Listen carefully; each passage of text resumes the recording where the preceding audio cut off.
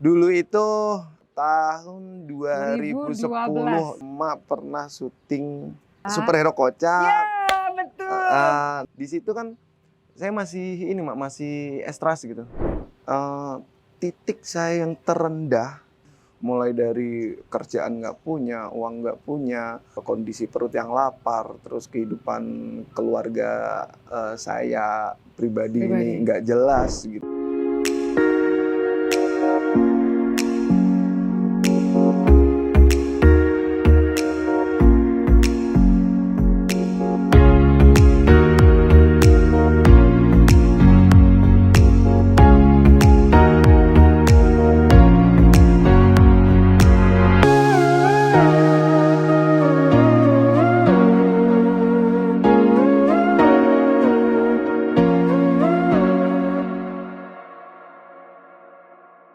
Assalamualaikum warahmatullahi wabarakatuh. Alhamdulillah, welcome to my YouTube channel.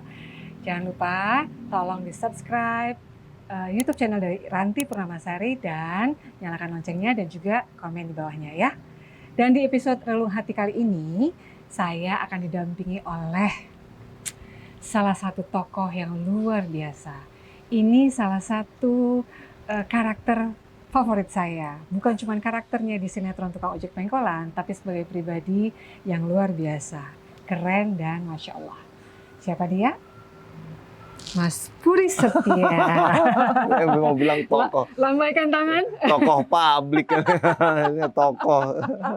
Ini salah satu tokoh kesayangan saya. Saya sayang banget sama dia, sama Mas Pur, sama Ojak, sama Tisna. Ya. Dan saya kagum juga sama Maranti. Masya Allah. Ini loh, sahabat perjuangan dari awal POP berdiri ya. Iya, dari awal, dari episode 1 ya, Mas. Luar biasa dari ya, episode Mas, ya? 1 luar biasa. Sampai banget. sekarang episode berapa, Mas Pur? 2.500-an lah. Keren, 2.550. Dan dari awal waktu syuting TOP, Mak, gitu, tentunya bangga gitu. Bangga saya punya sinetron stripping, karena TOP buat saya juga merupakan titik balik gitu. Saya bangga di situ gitu. Makin bertambah nilai kebanggaan saya itu ketika bisa satu frame sama emak. Masya Allah. Buat informasi, dulu itu waktu tahun 2010 itu emak pernah syuting Superhero Kocak. Ya, betul. Neto naik enak turun ogah. Nah, awas itu ada Sule. itu di situ kan saya masih masih ekstras gitu. Jadi ngelihat kalau emak datang ke lokasi gitu, wah super mega bintang datang ya. Masih begitu. Ya datang gitu terus. Ini antara udah, muji sama nyelanya tipis banget nih kayaknya nih. beneran. Dari yang pakaiannya belum jadi gitu. Terus ketemulah di 2012 itu di Ustadz Fotokopi gitu. Udah lengkap. Bahannya udah ada semua. Tapi masih pakainya begini. Iya, ya masih pakai kayak pasmina gitu doang, tapi udah baru ini. Belajar. Di balik semua cerita Mas Pur tadi, itu berarti yang mengalami kemajuan bukan cuma saya. Yang mengalami metamorfosa bukan cuma emak. Mas Pur sendiri juga. Benar nggak? Benar. Jadi saya itu sadar banget. Dan saya itu dari dulu setiap proses perubahan itu saya nikmatin, Mak, gitu. Jadi dari zaman titik saya yang terendah pun saya menikmatin itu gitu. Mungkin kalau saya salah mungkin tapi saya berniat cerita ini mudah-mudahan ini benar-benar saya jujur, dan mudah-mudahan kalau misalnya ada yang kelewat itu bukan niat saya bohong ya. Jadi suatu ketika begini, saya pernah mengalami satu sisi yang terendah, serendah-rendahnya, mulai dari kerjaan nggak punya, uang nggak punya, terus kondisi perut yang lapar, terus kehidupan keluarga saya pribadi ini nggak jelas gitu waktu itu gitu. Saat itu udah rumah tangga ya, Mas? Udah. Itu saya dalam kondisi terpuruk sekalipun, seingat saya nggak pernah ngeluh.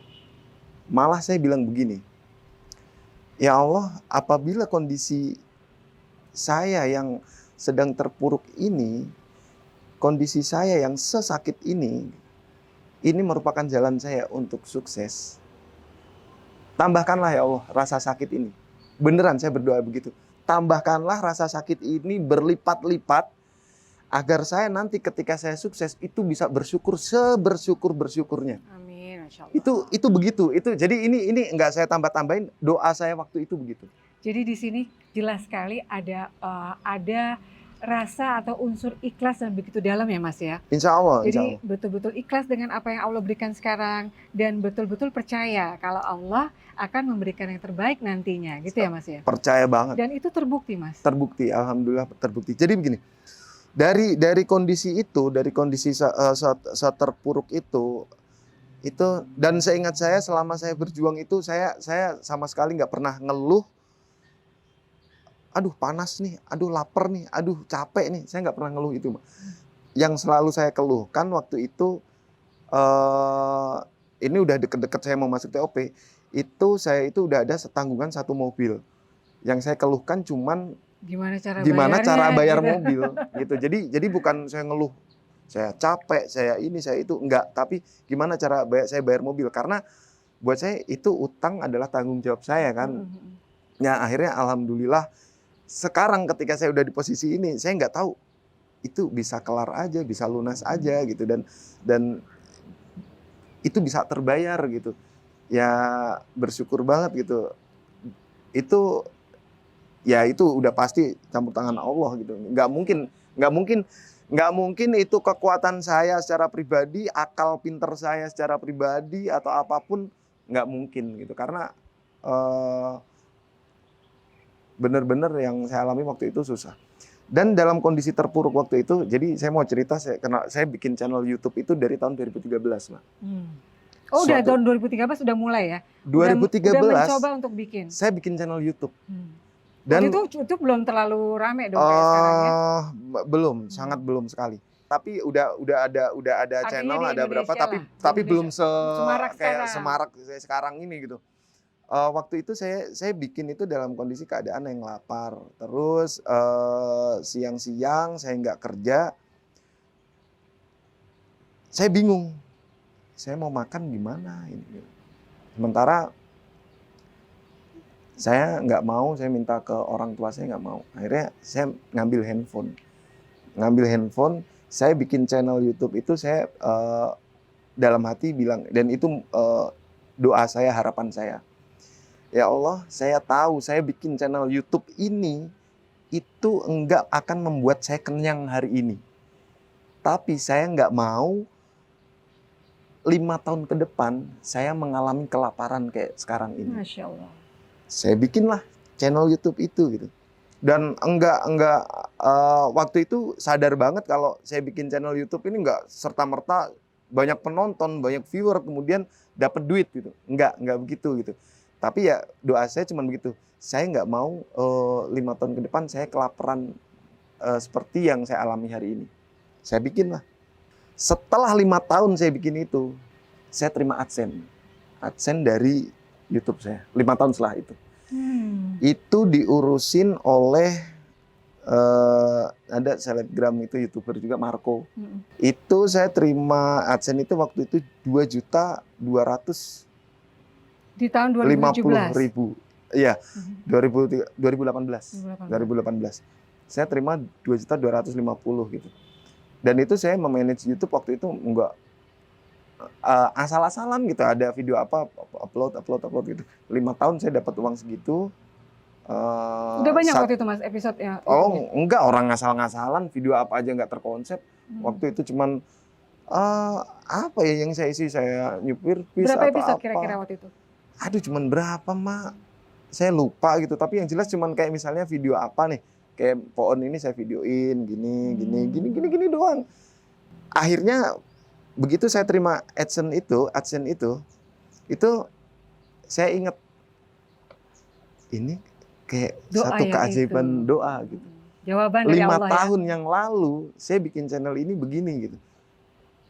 Padahal nggak saya manage, nggak pernah saya promoin, dan saya nggak bikin video secara kontinu gitu. Ada duitnya gitu.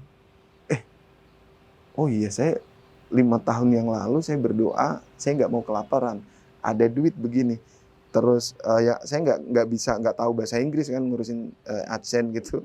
Itu saya bagilah Marco 1 juta, saya 1.250.000 gitu. Wih, alhamdulillah banget ini gitu, bisa kayak begini. Nah, dari situ saya termotivasi buat coba-coba ber-YouTube gitu. Akhirnya ya udah, kadang awal-awal dulu ya, kadang saya bikin video, saya perjalanan saya ngapain, saya nyupir truk, saya nyupir bis, itu ya udah saya masukin aja gitu. Tapi itu masih sangat belum terkonsep. Nah kemudian setelah saya nikah sama Winda itu baru subscriber saya naik, baru viewer saya naik. Ya rata-rata waktu awal-awal saya nikah sama Winda, rata-rata orang yang nonton video saya sama Winda itu ada 2 bagian. Kalau nggak menghujat, sumpah serapah, rata-rata orang yang pengen kehidupan kayak saya. Artinya buat mereka mungkin di poin yang kedua itu ya, buat mereka itu mungkin kehidupan saya itu enak, orang yang duda punya anak 1, tampang pas-pasan, punya istri cantik, kayak gitu. Nah ada 2 bagian itu waktu awal-awal saya nikah sama Winda. Yang pertama menghujat, yang kedua orang yang pengen kehidupan kayak saya. Gitu. Suatu ketika ada yang komen begini, Mas enak banget sih hidupnya gitu, popularitas ada, istri cantik, segalanya pekerjaan punya, jelas. Kayaknya enak banget hidupnya. Saya balesin, coba deh Mas lebih bersyukur, jangan-jangan hidup Mas lebih enak dibanding saya. Artinya gini Mak, ini kan sosial media sekarang ini kan kadang membuat orang itu hidup di awan-awan, jadi dalam impian. Jadi kayak menilai seseorang itu lewat sosial media. Betul. Ya itu nggak bisa, buat saya nggak bisa. Jadi kalau saya, apalagi saya gitu, saya ngeposting di sosial media itu asal-asalan. Ya kadang yang bercanda-bercandaan, yang ini, yang itu gitu. Nah kalau orang ngelihat hidupnya enak banget sih gitu. Ya nggak bisa kemudian, kalau dulu kan ada don't judge the book by the cover gitu. Sekarang don't judge seseorang by the sosmed. Ya, kan jangan begitu gitu. Nggak akan bisa. Jangan-jangan orang-orang yang komen hidup lu enak banget, hidup lu serba ada. Jangan-jangan hidup lu lebih enak tapi lu kurang bersyukur. Iya. Jadi sebenarnya dalam semua peristiwa itu jelas kalau Mas Pur nih dari dulu sudah merasa kalau yang penting adalah syukuri dulu apa yang Allah berikan sekarang, gitu ya. Dan ternyata usaha itu nggak membohongi hasil, ya kan? Karena kalau misalnya orang sekarang lihat di sosial media Mas seperti ini, Mas seperti itu, mungkin karena orang nggak tahu dulunya seperti apa, proses kan, gitu. Tapi intinya Mas, saya ini gini loh, kalau saya melihat Mas Pur ini adalah seorang pribadi yang kreatif, makanya kenapa saya salut sama beliau nih ya. Saya tahu cerita beliau yang tadi diceritain sama kita, ya kita juga walaupun main gak ketemu satu friend, tapi kan lihat-lihat juga ya, kalau ini ada sih Pak, ada ini, ada namanya dulu Furi kan, Furi tapi kan namanya sekarang Mas Pur. Dan melihat Mas Pur bergerak sekarang, Mas Pur kreativitasnya terus berkembang, dengan yang beliau bilang asal-asalan posting, padahal menurut kita itu ada nilai seninya sendiri, karena itu adalah apa yang Mas punya. Itu semua ada talent yang Allah berikan. Kemudian Mas karyakan dan kemudian di-share sama teman-teman. Akhirnya impact-nya kan seperti tadi. Ada yang merasa salut, ada yang merasa kagum, ya kan? Ini Mas, kalau yang kagum dan berharap-harap baik itu anggap aja doa. Iya, doa. Ya sih? Iya benar. Dan karunia Allah itu kan macam-macam ya. Betul. Dari mulai pekerjaan baik, lalu kemudian sekarang punya istri yang cantik dan mensupport banget semua yang Mas lakukan ya. Alhamdulillah. Nah, campur tangan Allah itu lewat mana aja Mas merasa nggak? Apa pernah nggak Mas sampai satu titik merasa ya Allah terima kasih untuk semua ini? Gitu. Ada nggak titik itu pada saatnya? Saya itu sampai sekarang tuh curiga sama Allah gitu. Dalam arti tipis ya curiga sama suzon ini. Iya, curiganya dalam arti begini. Saya ngerasa orang yang nggak baik sama Allah gitu. Artinya banyak hal yang ibadah juga belum sempurna. Buat saya itu nggak baik. Artinya semua yang saya mau itu Allah berikan. Apapun, Mak. Apapun. Masya Apapun. Allah. Tapi Mas yakin nggak? Mas nggak pakai usaha? Usaha. Usaha. Cuman pasti ibadahnya yang belum benar. Ibadah saya jujur aja saya belum benar gitu. Tapi saya selalu begini, ya Allah,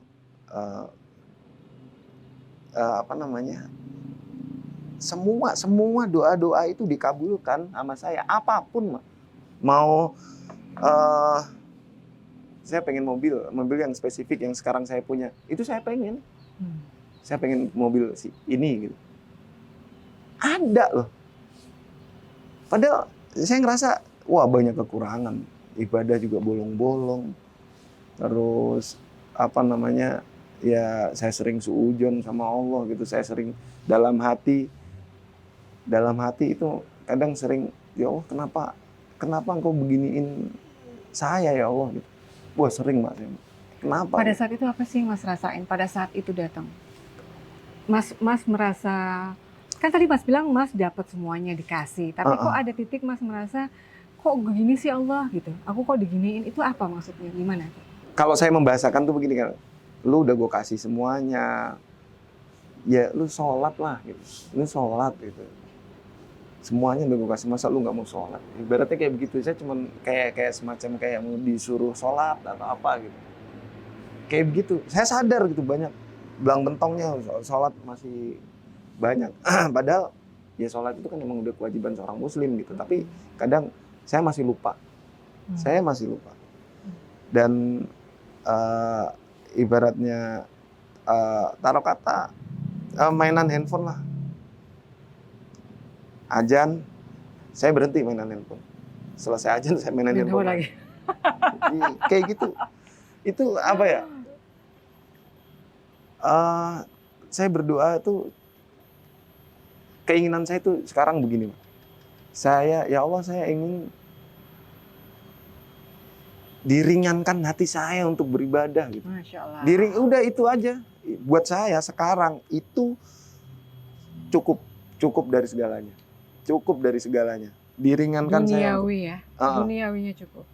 Diringankan saya untuk beribadah kepada Allah gitu. Kan saya mikirnya begini, ini pemikiran orang bodoh aja, Mak ya. Ya Allah kan maha segalanya, masa ngeringanin hati saya nggak bisa. Dan Allah kan maha penyayang, masa Allah nggak sayang sama saya, masa rela saya terjerumus ke dalam dosa terus gitu. Saya yakin, makanya. Tapi keyakinan itu ada, Mas ya? Ada.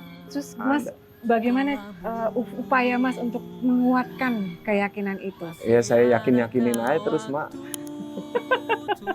Tapi prakteknya? Enggak tahu nih, Mas. Aduh, saya masih